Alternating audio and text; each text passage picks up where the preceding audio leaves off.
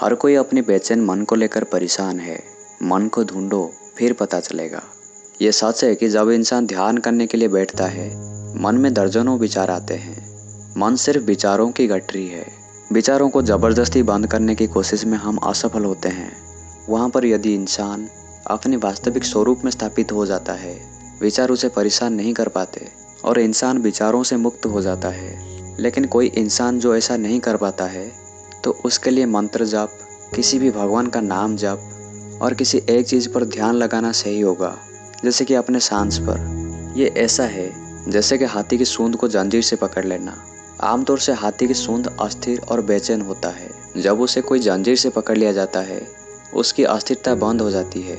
उसी प्रकार हमारा अस्थिर और बेचैन मन के साथ भी, जब हम अपने मन को जप और किसी भी एक चीज़ पर ध्यान देने में लगाते हैं, बाकी विचार थम जाते हैं और मन एक ही चीज़ पर ध्यान केंद्रित करने से शांतिपूर्ण हो जाता है। इसका मतलब ये नहीं है कि वो शांतिपूर्ण अवस्था आसानी से हासिल हो जाएगा। जब आप किसी एक चीज़ पर अपना ध्यान केंद्रित करोगे, बाकी विचार आपको परेशान करने के लिए आएंगे। यदि आप टिके रहते हैं और बाकी विचार पर ध्यान ना देने में सफल होते हैं, तभी आप विचार से मुक्त हो पाते हैं। इसके लिए कठिन संघर्ष और प्रयास की ज़रूरत है। एक और उदाहरण से समझते हैं। एक दुष्ट गाय है जो कि रोज़ पड़ोसी की खेत में से नरम घास खा जाती है। उससे यह आदत छुड़वाना आसान नहीं है।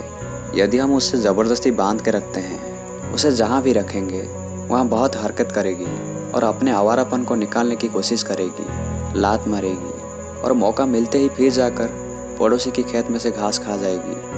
हमेशा मौके की तलाश में रहेगी और दिन पे दिन उसका घास खाना बढ़ता जाएगा। जब तक वो अपनी उस आदत से छुटकारा नहीं पा जाती, उसे रोकना मुश्किल है।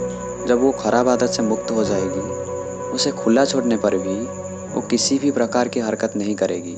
उसी प्रकार हमारे मन के साथ भी होता है। विचार के रूप में प्रकट हुए वासनाओं के बल से मन को हमेशा बाहर जाने की आदत है। जब तक मन में वासना है, वो बाहर निकलेगा। मन विचारों की समावेश है।